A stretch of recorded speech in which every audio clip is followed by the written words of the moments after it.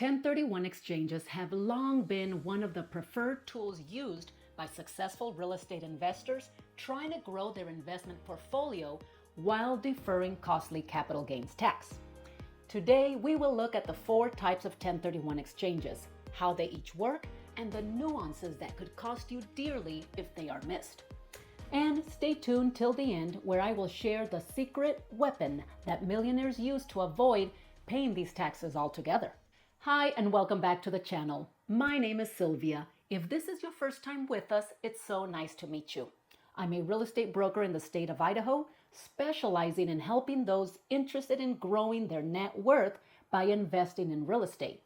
Real estate is an amazing tool, and I'd love to have a conversation with you on how you too can take advantage of this investment as you consider the life you want to live and how to finish strong. Please reach out to us at any of the methods listed in the description. So back to saving you some money on taxes. A 1031 exchange, so named because of the section of IRS code that it is referenced in, is a perk offered by the government to incentivize investors to continue investing in more expensive assets. In this win-win scenario, investors can defer capital gains taxes when they sell a property and use all the proceeds to buy a more expensive one, while the IRS agrees to wait patiently for you to sell your property that you acquired doing this, which has most likely increased in value and thus would probably net Uncle Sam more in collected tax. Say you wanted to sell a single-family home you've owned for a few years and move that money over to a fourplex.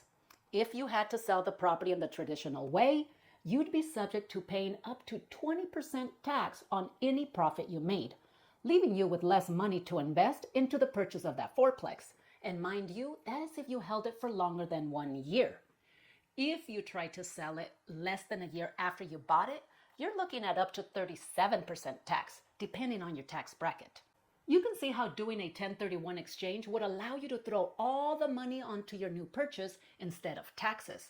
And the beautiful part is that there is no limit to how many 1031 exchanges you can do, so long as you follow the strict guidelines set forth by the IRS. The IRS has guidelines on timing and what is eligible to be exchanged. Since each of the 1031 exchange methods will have different timelines, let's go over what is common to all types first. Number 1, the asset you exchange must be a business or investment purposes. This means you cannot sell your personal residence and exchange it for an investment property. There are other ways to avoid capital gains tax on your personal residence. Check out this video for more details. Number 2, you cannot exchange for something outside of your asset class. If you are selling real estate property, you cannot buy arts or stocks with that money and avoid the tax. You can, however, take advantage of other assets within your asset class, like duplexes, fourplexes, commercial property, and even land that you intend to use for investment purposes. Number 3, it is extremely important to use a third-party qualified intermediary, a QI, to handle all the funds in the transaction. Since the timelines for closing on the properties may vary, there must be somewhere for you to keep the money until it is used on your next purchase. Your QI will ensure that all those funds are put into a special escrow account until you are ready to close on your next investment property. You cannot touch any of that money that you receive from the sale. Doing so will invalidate your 1031 exchange. Last but not least, if you want to avoid paying any taxes, you must use all the proceeds in your next purchase. Any money that you want to keep will be taxed as capital gains. Calculating the proceeds will take some help from your accountant. They would be the best person to give you your adjusted basis and any depreciation recapture numbers for the property that you want to sell. Nuance alert, depreciation recapture can be a booby trap in your 1031 exchange. As you may know, taking a depreciation expense from your real estate investment against your taxable income on a yearly basis is an amazing perk offered by the IRS. And while it's super helpful in lowering your tax liability come filing time, just like capital gains, when you sell that property, the IRS will collect on anything that is not rolled over in a process called depreciation recapture. Depreciation recapture is taxed at a hefty 25%. So how does this happen and how do you avoid it? Depreciation can only be taken against improvements. In the case of real estate, the improvements are any buildings on the raw land. You cannot depreciate against raw land. So if you were to exchange into raw land where you intend to rent out the parking spaces or even farmland, all that depreciation that you took on your relinquished property cannot be deferred into your new property since there is no building. You would have to pay that 25% tax on it. Please beware. All right, moving on to our 4 types of 1031 exchanges. Let's start with the most common, the delayed 1031 exchange. In this type of exchange, you will sell your property first and then purchase your next one. You have 45 days from the sale of your property to identify up to 3 possible replacements and 180 days to close. Both timelines start at the close of your purchased property. You do not get 45 days followed by another 180. Identification of your properties is done in writing and handled by your intermediary. And very important, once you turn in that identification form, you are stuck with whatever you chose. So choose wisely and carefully. With the strict timelines of a 1031, I would argue that a successful 1031 exchange starts with a realtor who is well-versed in real estate investing and 1031 exchanges. There will be quite a bit of preparations needed, not just to get the property ready for sale and managing that transaction, but also coordinating on the purchase of your replacement property, all within the strict timelines dictated by the IRS. Every real estate transaction has their own obstacles to contend with, but investment properties will have even more things to juggle. The introduction of tenants, property managers, and potentially other investors could impact your timeline to a successful closing. Will tenants be willing to cooperate with any pre-listing repairs or schedule showings and open houses? And when under contract, will they make the home available to third-party inspections, repairs, and appraisals? Uncooperative tenants can certainly stall any progress to buy or sell a property. Of course, choosing to sell your property vacant would mean foregoing any income until it sells, and this will chip away at the amount of money that you will have to reinvest on your next property. On the flip side, with investment properties, you might have another investor as your buyer. And if that buyer has cash or is doing their own 1031, watch out.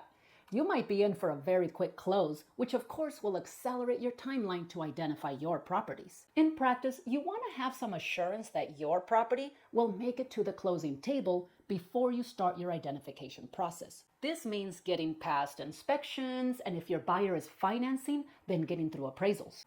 This could put you somewhere between 2 to 3 weeks into your transaction. And if there is an issue with either of them, this could delay you into the 4th week, provided you were doing a 30-day close. However, in competitive markets with limited inventory, successful identification in just 45 days can be difficult.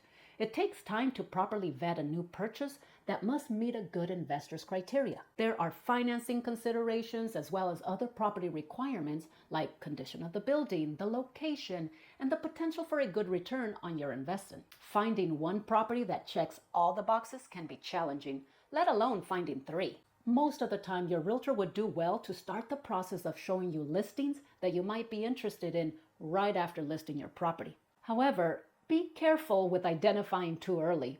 Any setback could elongate your escrow and thus your ability to purchase anything you already identified. In tight markets, the likelihood that a property gets sold quickly, leaving you with nothing to choose from, can be a very possible risk. But if you chose to make an offer before your sale is considered a done deal, you need to consider the implications for that seller should yours fall out of escrow. Will that seller be willing to wait for yours to sell? Remember, in this exchange, you must sell yours first in order to buy.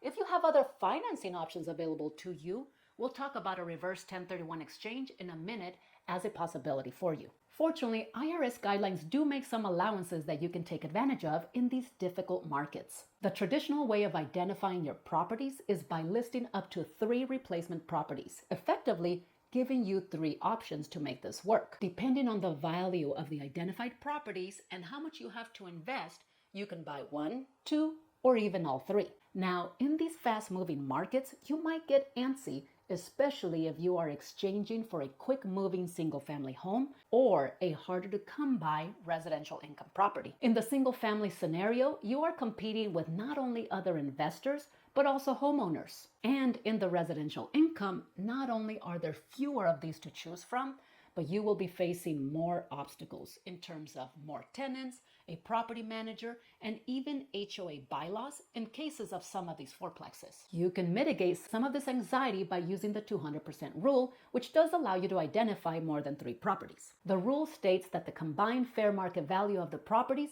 cannot exceed 200% of the fair market value of the relinquished property. If you are selling a property that's worth $500,000, the value of whatever you identify cannot be more than $1 million. Aside from allowing you to identify more than 3 properties, investors commonly use this rule to diversify their portfolios.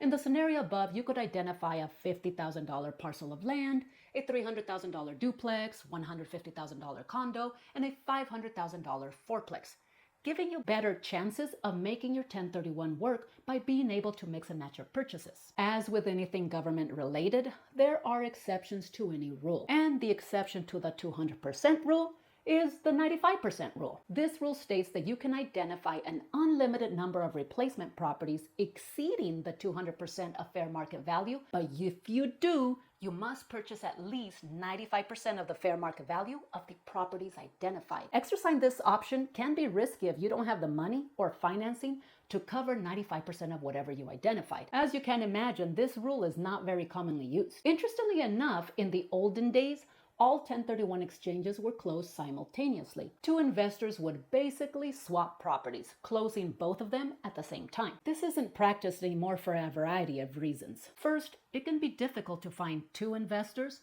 with similar investment goals, property types, and values. That is a lot of moving parts just to start. Then, both properties must have matching equity and debt to avoid one party being considered to have boot. And yet, if all the stars align, simultaneous 1031s are still a viable option offered by the IRS. Nuance number 2, your proceeds calculation must also account for any debt. If you sell a $500,000 property with $200,000 of debt and buy a $500,000 property with only $100,000 of debt, the IRS considers that difference of $100,000 mortgage boot, and it is taxable. So please pay attention. Let's move on to the third type of exchange, the improvement exchange, or build to suit as it is also referred. It could be a very good tool to have in your toolbox, especially when pickings are slim. An improvement exchange occurs when you find a property that isn't quite like kind in value, but could get there with the right improvements. An improvement exchange would allow you 180 days to make improvements so that the property can qualify as like kind, thus allowing you to defer any capital gains taxes on your acquisition. A great example would be a rundown fourplex in a great location for $450,000. If you had that $500K, this property might not qualify. But if you use the remaining $50,000 to upgrade the property to a value of $500 or more, you could successfully close on that deal and not pay any capital gains tax. As with any good deal, there are requirements that need to be met. Any construction on the replacement property must follow specific guidelines that have been included in the purchase contract. Read, no fixing on the fly. Construction improvements made to the property have to be approved by the exchanger before the funds are dispersed. The exchanger specifies the alterations and the improvements to the replacement property. Any improvements to the replacement property that are not completed within the 180-day time frame will not count towards the value of the property, and you may find yourself with a taxable event. Replacement property improvements must be made to standing structures on the property and must be completed before the 180-day timeline. Now, you could technically use these funds to build a brand new building, but keep in mind, it has to be completed within the 180 days. It is super important that you have constant communication with your intermediary, your realtor, and tax accountant and your contractor to make sure all the numbers and timelines align so that you are not surprised with a tax liability. And our final type of 1031 is a reverse exchange. Arguably, this tends to be the most complex with several moving parts to watch out for. A reverse 1031 exchange happens when you buy the replacement property first and then sell yours. This can happen for a couple of reasons. One, a great deal that you just can't pass up might fall in your lap. You might not even have been looking for a new investment, but now that it is here, you jump on it and get it under contract. Or maybe you live in an area where real estate is very cyclical, like Boise, Idaho. There is quite a bit more real estate activity in the spring and early summer months that might increase your odds of getting your property sold in a quicker time frame and possibly for a higher price. As with a delayed exchange, the timelines remain the same. You will have 45 days to identify which of your properties you want to sell and 180 days to close on the sale of that property. However, let's look at some of the reasons why this type of exchange is more complex and thus not as popular. First, the IRS does not allow you to hold title to both properties at the same time. Instead, you must have your intermediary prepare an exchange accommodator title holder agreement for you. This exchange accommodator title holder, EAT, will be the entity that will take title to either the property you purchase or the one that you plan to sell. Normally, an EAT is a single member LLC whose sole purpose is to handle the parked property for you while you complete your 1031. You are still responsible for loan payments, insurance, taxes, and operating expenses, but this will be handled through a triple net lease agreement that you will have with the EAT. Of course, all rent flows back to you as the exchanger. Whether you park the new purchase or the one that you plan to sell will be impacted by whether or not you have a loan on the property. Some lenders will take issue with the EAT being on title. If there is a default, who's responsible? On the flip side, if you wanted to park the one that you identify to sell, will that change in ownership trigger the due on sale clause, part of many loan documents? Another factor can be the introduction of transfer taxes. Does your state charge a transfer tax fee? If so, will they make exceptions when dealing with 1031 exchange transactions requiring an EAT? Most importantly, what happens if you can't sell your property within the 180 days? At this point, you will have a failed 1031 exchange on your hands. Still, if you find that perfect property you have been eyeing for a while, having the right team in place to make a successful 1031 exchange a reality can be done. There you have it, friends. 4 different ways to utilize a 1031 exchange to defer capital gains tax while improving your investment portfolio. Which one will you use? All right, at the beginning of this video, I promised that I would share a secret that millionaires use to avoid paying the piper on any property that has been exchanged. How do families keep wealth through the generations? Well, they leave those investments for their heirs to inherit when they pass away. So here is the scenario. You start with a humble single-family home that you rent out when you outgrow it and move into a bigger home. After a while, you 1031 exchange that into a fourplex, deferring capital gains tax. And throughout your years as an investor, you grow your portfolio, reinvesting all your gains through 1031s into bigger and more valuable assets. At the end of your life, you're sitting on quite a tidy sum, both in terms of equity, but also deferred capital gains. While Uncle Sam is licking his chops at the 20% of several hundred thousands of gain that he plans to collect when you sell off your properties, you can kindly give him the finger and keep those properties, letting them pass on to your heirs tax-free upon your death. Not only are the deferred capital gains completely wiped out, but anything you inherited gets the bonus of a step-up basis. Everything in that portfolio is now inherited at full market value. If your children decided to sell those properties the day after you died, which shame on them, they would have no gain to report and 0 tax liability. Good stuff, right? I believe in being a diligent investor requires time, energy, sacrifice, and many stressful days over the course of building any successful investment portfolio. And because of that, I want to tell you about very important changes being proposed by the Biden administration in regards to capital gains tax, step-up basis, and 1031 exchanges. If they go into effect, they will change how we build generational wealth. If you would like to learn more about the proposed changes, please check out the link in the description or reach out to us directly. And keep your eyes peeled for a future video where I will cover the proposed changes in more detail. Friends, thanks for watching. Catch you on the next one.